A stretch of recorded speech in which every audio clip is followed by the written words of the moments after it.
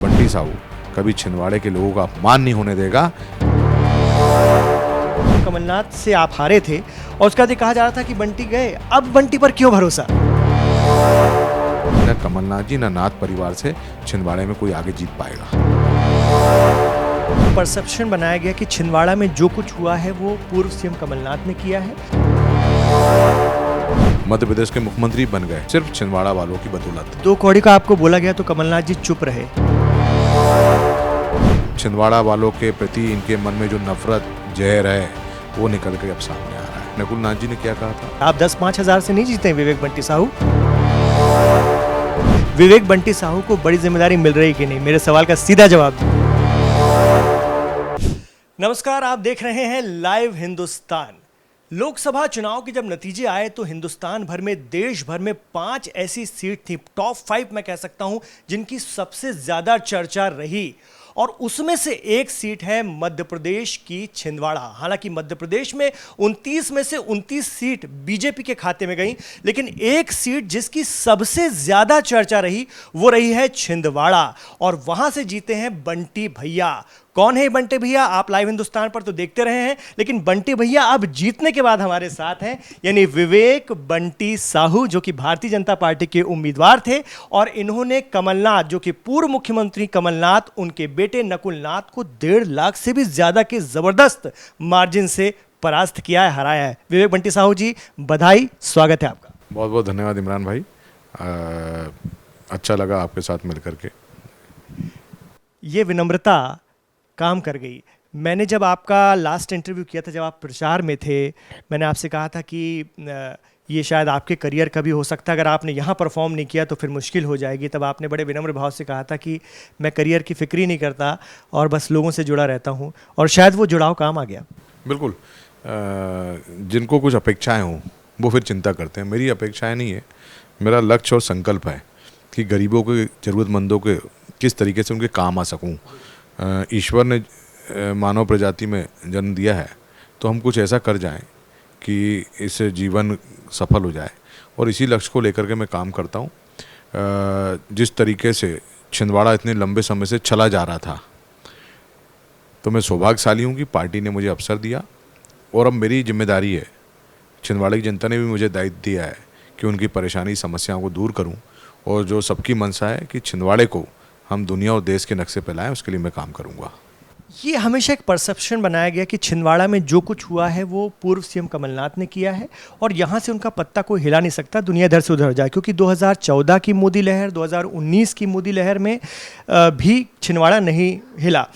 इस बार कोई लहर नहीं थी, बावजूद इसके विवेक बंटी साहू काम कर गए, जिनके लिए विधानसभा चुनाव में आपको नाकामी का सामना करना पड़ा था। आप पूर्व सीएम कमलनाथ से आप हारे थे और उसका बाद कहा जा रहा था कि बंटी गए, अब बंटी पर क्यों भरोसा? देखिए, आप लोग को ऐसा लगता है लहर तो मोदी जी के नाम की है, थी और रहेगी। जिस तरीके से मोदी जी ने पिछले 10 वर्षों में गरीब कल्याण और जन कल्याण के काम किए हैं, और जो उन्होंने सपना देखा है कि भारत को विकसित राष्ट्र बनाना है, छिंदवाड़े की जनता भी उस विकसित राष्ट्र के, जो मोदी जी का सपना है, उसमें अपना योगदान देना चाहती थी। और यह वोट, इतनी बड़ी जीत जो हुई है, ये मोदी जी के कारण हुई है। मोदी जी ने छिंदवाड़े को गरीब कल्याण और जन कल्याणकारी योजनाओं का गढ़ बना दिया।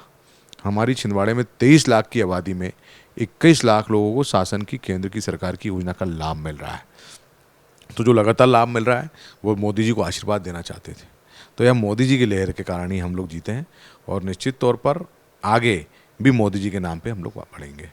कहा जा रहा है कि बंटी की जीत मतलब कमलनाथ की हार और छिंदवाड़ा से कमलनाथ की सियासत का समापन। कमलनाथ अब कभी नहीं जीत पाएंगे या उनके बेटे नकुलनाथ अब कभी नहीं जीत पाएंगे, ये बात भी अब मंजर आम पर है, लोग चर्चा में ले आए हैं। देखिए, कमलनाथ जी को छिंदवाड़े ने इतना दिया, नाम, शोहरत, दौलत, मान सम्मान। कमलनाथ जी को सब कुछ जो मिला है, यहाँ तक कि केंद्र में बड़े बड़े विभागों के मंत्री रहे, मध्य प्रदेश के मुख्यमंत्री बन गए, सिर्फ छिंदवाड़ा वालों की बदौलत। लेकिन जितना छिंदवाड़े ने कमलनाथ जी को दिया, उतना कमलनाथ जी ने कभी छिंदवाड़े को लुटाया नहीं। कमलनाथ जी चाहते तो बड़े उद्योग धंधे लग सकते थे, कमलनाथ जी चाहते तो छिंदवाड़ा बहुत आगे बढ़ सकता था। 45 वर्षों का समय कोई कम नहीं होता, 2 साल, 5 साल, 10 साल, 20 साल नहीं, 45 वर्ष हो गए। लेकिन छिंदवाड़े के गरीब लोग गरीब होते चले गए। हमारे छिंदवाड़े के भोले भाले सीधे साधे लोगों को उन्होंने अपमानित किया, उन्हें छला है। और धनबल माफिया, शराब माफिया, कोल माफिया, इनके माध्यम से हमारे छिंदवाड़े के लोगों को प्रभावित करते रहे और वो चुनाव जीतते गए। लेकिन इस बार छिंदवाड़े की जनता ने तय कर लिया कि उनको मोदी जी के साथ जाना है, उनको छिंदवाड़े के विकास को करना है। तो आज आप देखो हमारे आदिवासी भाई बहन जो 37% आदिवासी भोले भाले सीधे साधे, उन्होंने किसी बहकावे में नहीं आए। उन्होंने भारतीय जनता पार्टी को चुना और हमारी चारों आरक्षित सीटें, 3 आदिवासी भाइयों बहनों के लिए आरक्षित है और एक अनुसूचित जाति के लिए आरक्षित है। चारों सीटों में हम भारी बहुमतों के साथ, भारी वोटों के साथ जीत करके आए। जिस दिन काउंटिंग चल रही थी हम लगातार छिंदवाड़ा पर नज़र बनाए हुए थे, एक भी सीट ऐसी नहीं थी जो कि नकुलनाथ के पक्ष में जा रही थी और शुरू से हम देख रहे थे एक टेम्पो बन गया था। तो विवेक बंटी साहू ने क्या मतलब ऐसा क्या कर दिया रातों रात? मैं जब लास्ट टाइम आपसे बात कर रहा था चुनाव के वक्त, आपके पैर में चोट लगी थी, फ्रैक्चर था, आप इन हालात में भी लगातार जनसंपर्क कर रहे थे। आपके पास पिपरिया से तुरंत फ़ोन आया कि मोदी जी की सभा है, आपने कहा मैं जा रहा हूँ। तो ये मतलब एक अलग ही माहौल था एकल। तो ये चीज़ छिंदवाड़ा वाले समझ गए।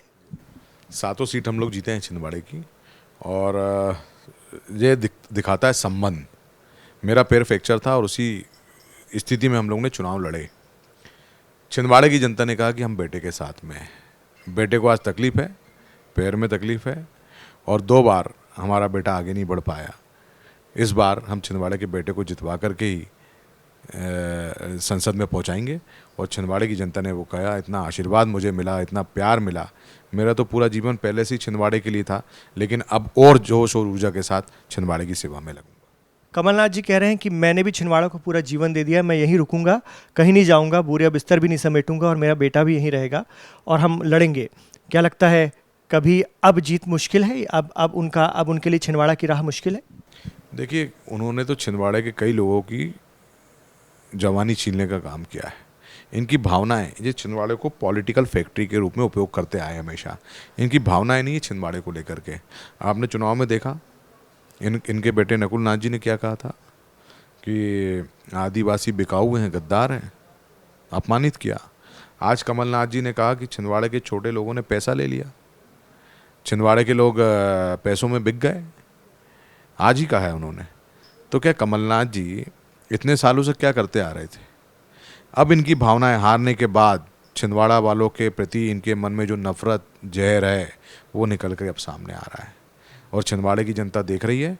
और बंटी साहू कभी छिंदवाड़े के लोगों का अपमान नहीं होने देगा। अब गारंटी लिख लीजिए, ना कमलनाथ जी ना नाथ परिवार से छिंदवाड़े में कोई आगे जीत पाएगा। बहुत बड़ी बात, आप बहुत बड़ा दावा कर रहे हैं। लेकिन एक बात यहाँ पे और मैं बताऊँ, पूरी कांग्रेस विवेक बंटी साहू के पीछे थी, स्थानीय कांग्रेस लगी हुई थी। विवेक बंटी साहू को 2 कौड़ी का नेता तक कहा गया और आज वही विवेक बंटी साहू, और एक ऑरा सेट किया गया है कि भाई कमलनाथ और नकुलनाथ को छिंदवाड़ा से कोई भेद ही नहीं सकता, ये अभेद्य है। आप इतिहास में 70 सालों के इतिहास में छिंदवाड़ा की सियासत के आज़ादी के बाद से भी अगर हम देखें, पहले ऐसे लीडर हैं जिन्होंने कांग्रेस को छिंदवाड़ा से ख़त्म कर दिया। एक उपचुनाव में हालात बने थे, सुंदरलाल पटवा, वो उपचुनाव था। इसको लेकर के क्या लगता है, यहाँ केंद्र में मोदी जी, बीजेपी की सरकार इसको अप्रिशिएट करेगी? विवेक बंटी साहू को उस इलाके के लिए बड़ी जिम्मेदारी मिल सकती है? देखिए, पहली बात आपने जो कही, हमेशा उन लोगों ने इतने नीचे स्तर गिर के काम किया। उनके लोग मुझे 2 कौड़ी क्या बोला और भी मेरे परिवार को अपमानित करने का काम किया, झूठे आरोप लगाने के काम। जब 2 कौड़ी का आपको बोला गया तो कमलनाथ जी चुप रहे, कभी किसी ने माफ़ी नहीं मांगा? कमलनाथ जी, नकुलनाथ जी ने कभी कुछ नहीं कहा? कभी कुछ नहीं, वो तो उनकी शह पर, उनके इशारों पर ही होता था। तो जिस तरीके से अपमानित करने का काम, झूठ बोलने का काम, मेरे परिवार को अपमानित करने का काम, मेरे भाई को, मेरी पिछले विधानसभा चुनाव में मेरी बहन जो डॉक्टर है, वो भाई के चुनाव के प्रचार के लिए आई थी, तो इनके जिला कांग्रेस अध्यक्ष के गांव में उसे अपमानित किया गया। तो ये सब छिंदवाड़े की जनता ने देखे और जो खून का, जहर का घूंट हम लोगों ने खून का घूंट पी करके ये सब सहा है, वो छिंदवाड़े की जनता देख रही थी। लेकिन सिर्फ इसलिए कि मुझे छिंदवाड़े की सेवा करनी है, छिंदवाड़े के लोगों की मदद करनी है। और मैं सौभाग्यशाली हूँ कि पार्टी ने मुझ पर इतना विश्वास जताया। 2 बार विधानसभा चुनाव हम लोग लड़े, बड़े चुनाव थे, चाहे मुख्यमंत्री के खिलाफ उपचुनाव लड़ना हो या कांग्रेस की तरफ से मुख्यमंत्री के दावेदार थे उनके खिलाफ चुनाव लड़ना हो, बड़े चुनावों में पार्टी ने मुझे जिम्मेदारी दी, छिंदवाड़े के कार्यकर्ताओं ने विश्वास रखा और आज यह अवसर आया है कि मुझे छिंदवाड़े की जनता ने सेवा करने की दिल्ली पहुंचाई है। मेरा लक्ष्य, मेरा संकल्प है छिंदवाड़े का विकास, उसके लिए हम लोग काम करते रहेंगे और बहुत ज़्यादा मेरी कोई अपेक्षाएं नहीं है, मेरा तो संकल्प छिंदवाड़े का विकास।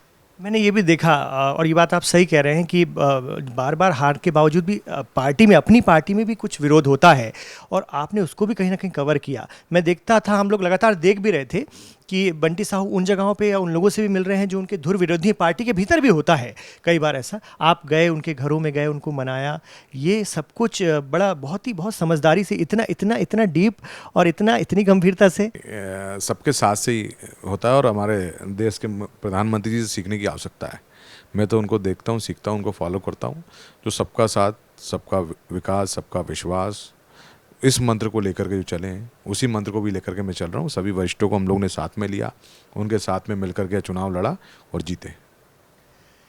मध्य प्रदेश 29 की 29 सीटें बीजेपी जीत गई। उत्तर प्रदेश में बड़ा नुकसान हुआ है भारतीय जनता पार्टी को और ये वजह रही कि बीजेपी अपने दम पर सरकार से पीछे रह गई, एनडीए सरकार बनाने जा रहा है।